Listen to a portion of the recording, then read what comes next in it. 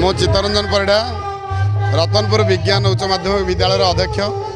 आज रामकृष्ण आदर्श शिक्षा केन्द्र चतुर्दश वार्षिक उत्सव ये उत्सव अवसर मत अतिथि देवार सुजोग मिली एति कहबी जे आम शिशुर कोमलमती शिशु मानकर शारीरिक मानसिक बौद्धिक आध्यात्मिक विकास सुंदर परिवेश आवश्यक। यही परिवेश जोगाई देवा दायित्व होउछि परिवार विद्यालय एवं समस्त अभिभावक एवं शिक्षक शिक्षयित्री मानकर। आम जानिछे जे पर्यंत परिवार होउछि शिशुर प्रथम शिक्षा अनुष्ठान एवं विद्यालय होउछि शिशुर द्वितीय परिवार भली एवं एठी जदि शिक्षक शिक्षयित्री एवं परिवार पितामाता समस्त साहाय्य सहयोग न रहिबो पिलार शारीरिक मानसिक बौद्धिक आध्यात्मिक विकास संभवपर हेबो नाही। मु आज यही उत्सव अवसर ये कहबी जे पिलामानकर संपूर्ण विकास आम समस्त अभिभावक माने एवं शिक्षक शिक्षयित्री माने आगे आसा उचित एवं एक सुंदर परिवेश मध्य से सुंदर शिक्षा प्रदान करिया उचित।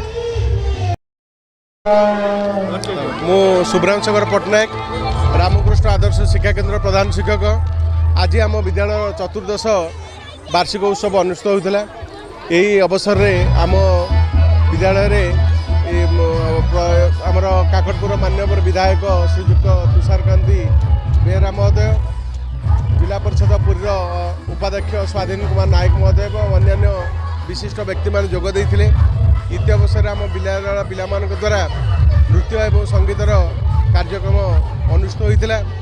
आम विद्यालयर जो विगत दिन मानक कृतित्व अर्जन कर शिक्षा क्षेत्र में कृतित्व अर्जन कर छात्र छात्री को मान्यवर विधायक एवं उपाध्यक्ष पुरस्कार वितरण करते एवं परिशेष में सांस्कृतिक कार्यक्रम अनुष्ठित होता।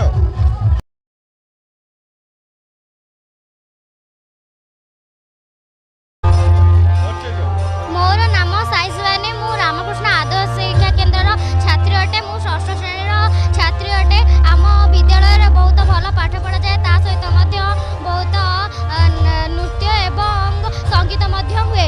आज आमर चतुर्दशी वार्षिक उत्सव थिबारु आमे नृत्य प्रकाश करी आमे बहुत खुशी पाउछ। आम बापा माँ माने आसी बहुत आमको देखी मंच उपर बहुत खुशी होउछंती। धन्यवाद।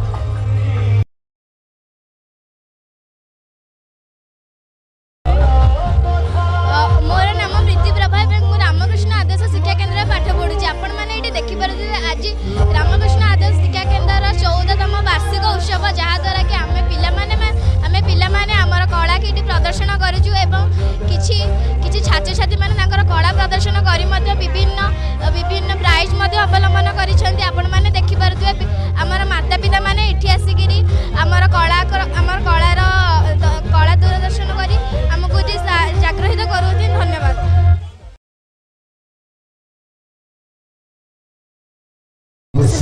श्रेणी 6 पढ़ुचे आम स्कूल नाम रामकृष्ण आदर्श शिक्षा केन्द्र और एठी पाठपढ़ा सह नाच गीत सब हुए और आम वार्षिक उत्सव बहुत खुशी अनुभव कर। मो बापा माँ भाई भौणी समस्त आसान देखा मुझे बहुत खुशी अनुभव कर। धन्यवाद।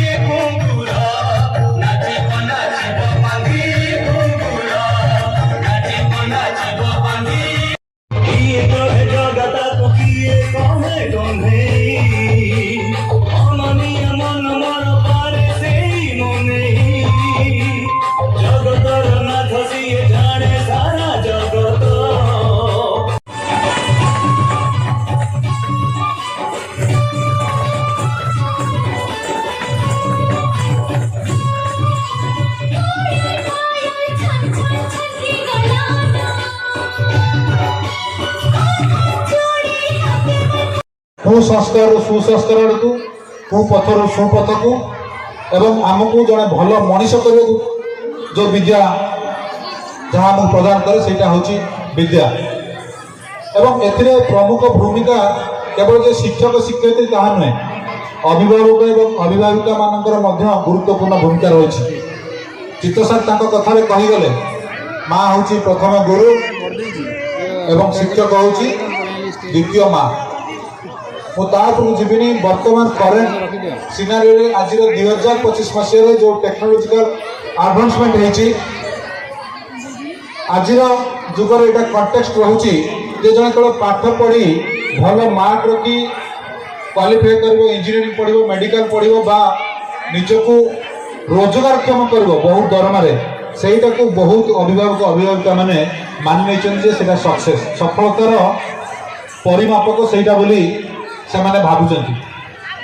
କିନ୍ତୁ ପ୍ରକୃତ ପଥରେ ଜଣେ କେତେ ପାଠ ପଢ଼ୁ ବା ନ ପଢ଼ୁ, ଜଣେ ଭଲ ମଣିଷ ସେତିକି ବେଳେ ହିଁ ହେବ ଯାଏ ସମାଜ ପ୍ରତି ତାର କର୍ତ୍ତବ୍ୟ ସମ୍ପାଦନ କରିବ, ତାର ଚତୁଃପାର୍ଶ୍ୱରେ ଯେଉଁ ଗାଁରେ ରହୁଛି, ଯେଉଁଠି ଜନ୍ମ ହୋଇଛି, ଯେଉଁଠି ଖେଳିଛି ବୁଲିଛି ବଡ଼ ହେଇଛି, ତାର ଜନ୍ମଭୂମି ପ୍ରତି ତାର କର୍ତ୍ତବ୍ୟ ସମ୍ପାଦନ କରିବ, ତାପରେ ସମାଜ ପ୍ରତି ଏବଂ ରାଜ୍ୟ ଏବଂ ଦେଶ ପ୍ରତି ସମାଜ ତାର କର୍ତ୍ତବ୍ୟ ସମ୍ପାଦନ କରିବ।